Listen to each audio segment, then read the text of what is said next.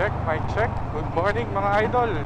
Ride natin ngayon, papunta tayo ng Tanay Rizal. May i-check tayong motor na natipan ko. Baga pala, traffic na oh. Dami ng call.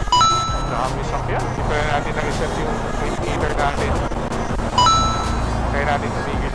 6:40 ng umaga. Grabe pala ang traffic sa Ortigas Extension. Pa-Antipolo or pa-Manila, matindi traffic. Grabe.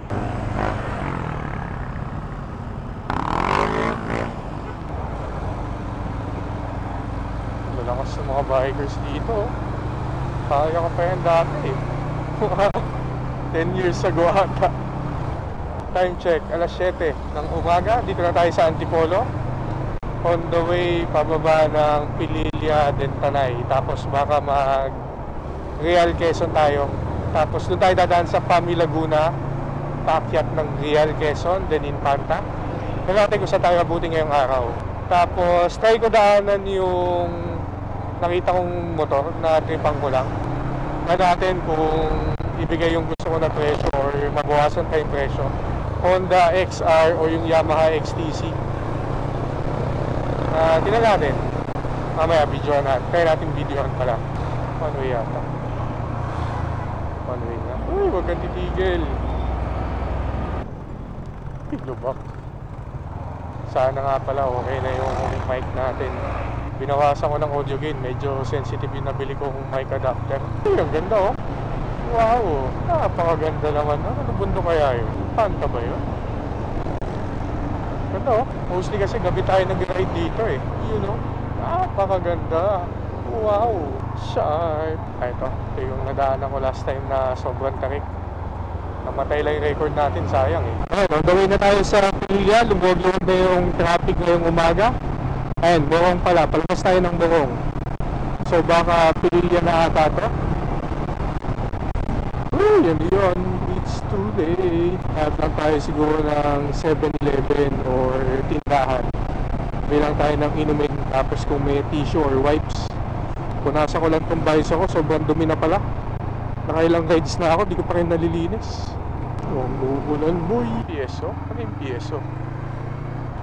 Tiyo ba yan? So, Pinchete Pares na yun 3 kilometers away tayo dun sa pupuntahan natin. Wala lang kung saan banda yung petrol Pero baka dun na lang tayo tumigil sa Pililla mamaya. Jollibee, gas, 7-Eleven, Nescafe.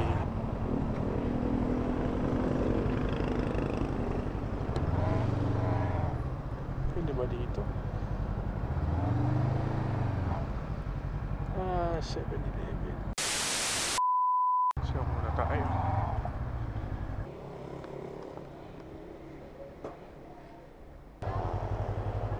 $91 na lang. Ayan, okay na po. Thank you. Is ba yung panghangin nyo? Sige. Kaya lang Oh, hindi kasya.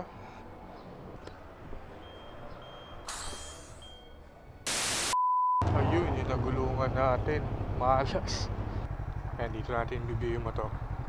Sinundo nila ako dun sa Bostik. Malapit lang pala dun. Sana abot natin.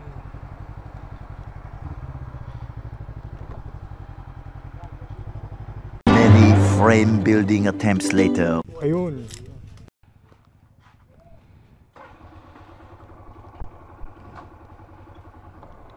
Mic check. Testing natin itong motor. Teka. Mabigat ba?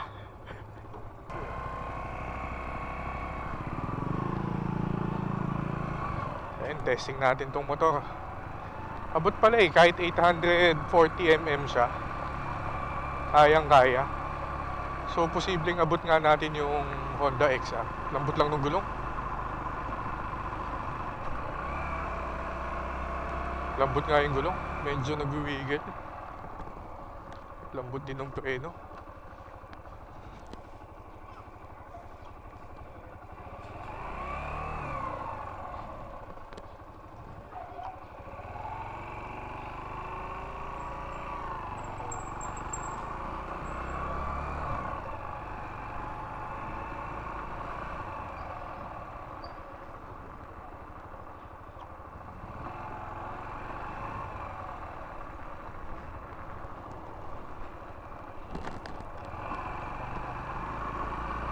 Lambot yung gulong. Lambot ng suspension pero medyo nag-wiggle ata.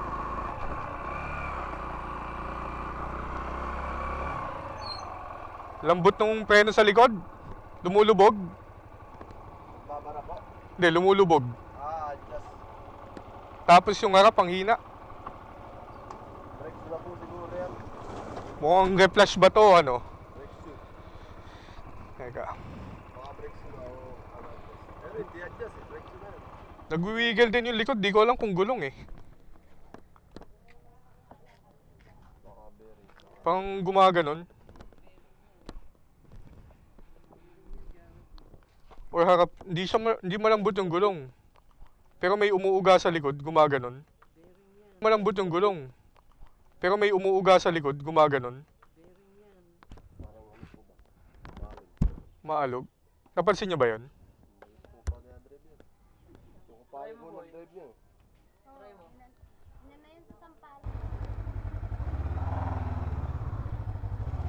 Thank you.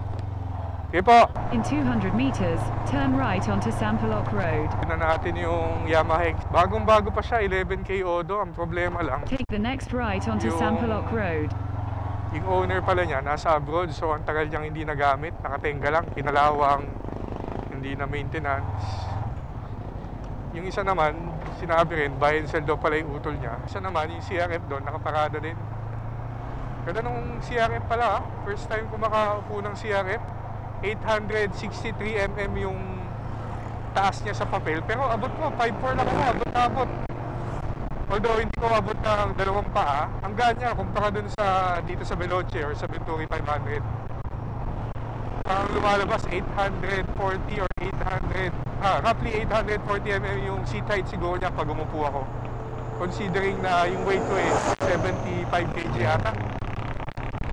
So pwede natin idagdag sa option na Yamaha XTC, Honda XR, or feeling ko kaya ko yung CRF eh, CRF 150.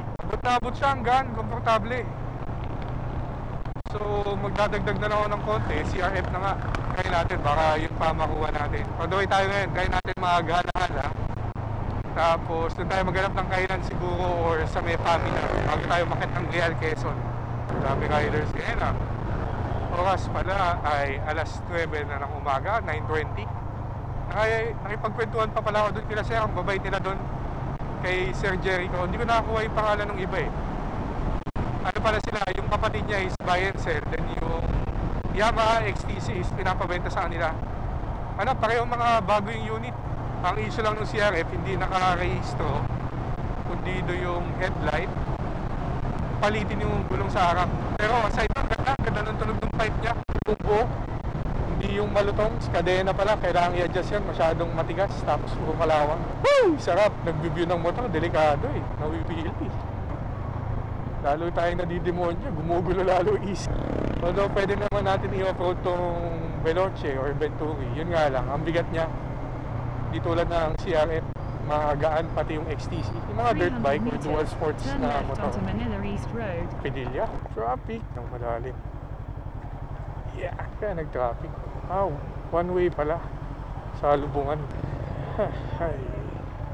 Natin kung kayanin pa natin yung antok. Pag antok pa ako dun sa may hala-hala, balik na tayo. Next time na tayo mag-Batman Loop. Mali kasi talaga yung tulog natin eh. Mukhang mapapasubo tayo sa Batman Loop. Ang haba. Roughly 300 kilometers or almost 300 kilometers yung Batman 2. Tapos ang concern ko is pag inabot tayo ng alas 2, matatraffic tayo pa uwi ng Manila. Lahat. Matatraffic tayo sa Cainta and Antipolo pala, matraffic. Tingnan natin kung ano mangyayari. Many adorable hours later. Yan, uwi na tayo. Next time na tayo mag-Batman Loop. Grabe yung antok ko. Nagising nga pala ako kahapon ng alas 6 ata or alas 5 ng hapon. Nakadalawang kape na ako tapos cobra, pumipigit pa rin talaga. Negative yung antok, mahirap pipilit. Tapos malayo pa yun, baka antokin tayo eh. Resbakan natin siguro next week, Monday or Tuesday. Tapos sabay na natin kung may i-review rin ako ng motor. So, posible nga, baka mag-CRF tayo kung maganda-ganda yung presyo or Honda XR na lang siguro. Na natin kung baka hanap tayo ng mura-mura. Mura-mura na nakarehistro at wala na masyadong ipapagawa. Yung mga iba, medyo mataas pa yung presyo, tapos pudpud rin yung gulong eh. Although, gano'n naman talaga, buy and sell. Uy, antok na antok. Kung magbabatman loop tayo, baka ang pauwi natin is alas 4 na ng hapon or alas 5. Mas matraffic mamaya, rush hour. So, dito na lang tayo duman. Dapat mas maaga tayo. Nataon lang din na may nabi tayong motor. Ang i-view ko lang pala dapat yung Yamaha X. Sakto nabanggit nung kausap ko. Meron daw na CRF din doon, CRF 150. Wala siya sa option ko kasi akala ko hindi ko abot or hindi ko kaya. Pero sinabay na rin natin, tinignan natin yung CRF, naupuan natin. Abot naman pala, kayang-kaya, magaan. Although abot siya ng isang paa, hindi siya abot ng dalawang paa. Yung CRF 150 abot siya ng 5'4". Ano lang, tiptoe lang talaga. And isang paa lang ang maaabot mo. Although manageable naman dahil nasanay nga tayo sa mabibigat na motor, magagawa ng paraan yun, kayang-kaya. Ganda pa nung nakalagay na pipe. Ano lang talaga, maintenance tapos headlight. Okay, dito na rin tapusin siguro. Paalam, see you next vlog guys.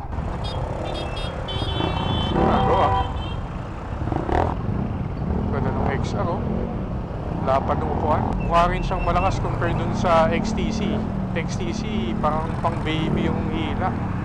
Although 125cc lang siya, mahina masyadong arangkada. Uy, traffic pa din. Yari, init. Uy, ay, grabe traffic sa lugar na to. Di ako sanay sa traffic. Kuya, dito tumatawid. Nagawa mo bro. In 200, continue on Autogas Avenue for 3 kilometers. Grabe, init. Init, tapos traffic. Ayun na pala, alas 11 ng umaga. Grabe init, tapos traffic. Ay!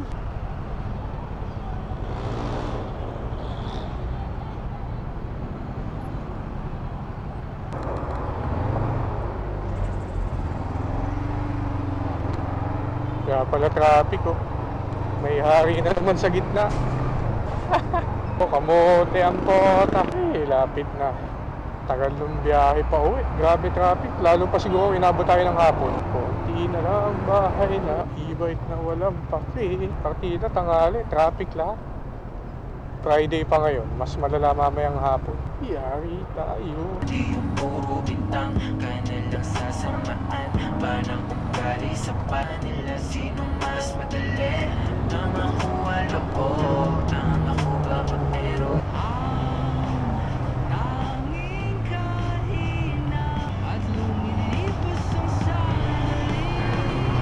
In 200 meters, continue straight onto Eulogio Rodriguez Jr. Avenue, C5.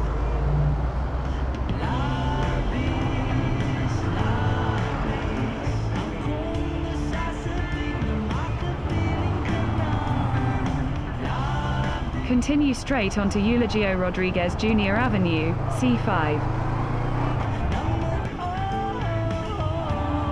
Continue on C5 for 1.5 kilometers.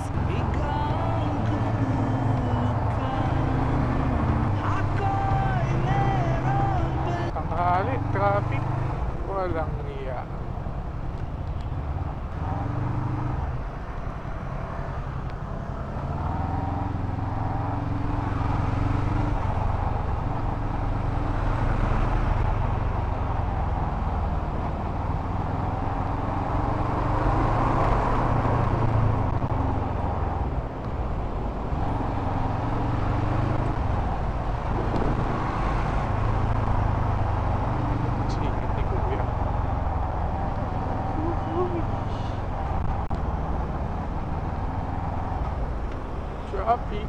Traffic.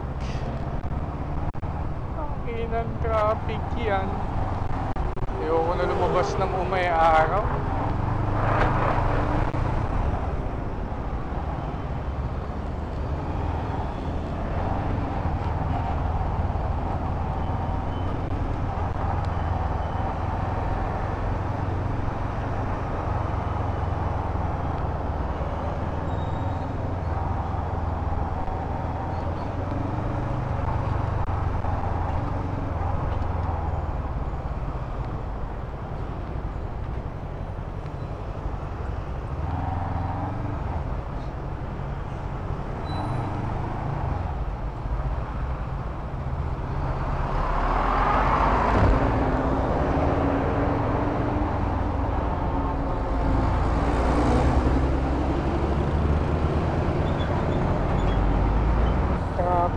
Uy!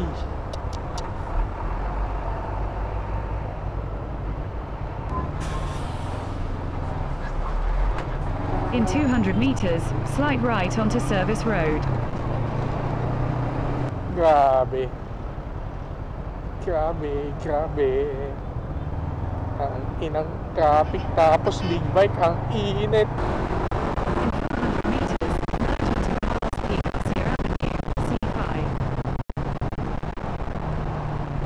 merge onto Carlos P. Garcia Avenue, C5.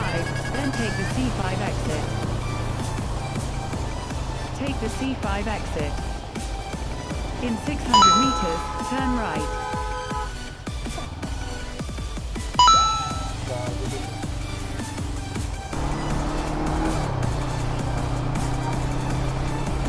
Eh, dinakdakan po? Wala po. Saan? Sige, teka.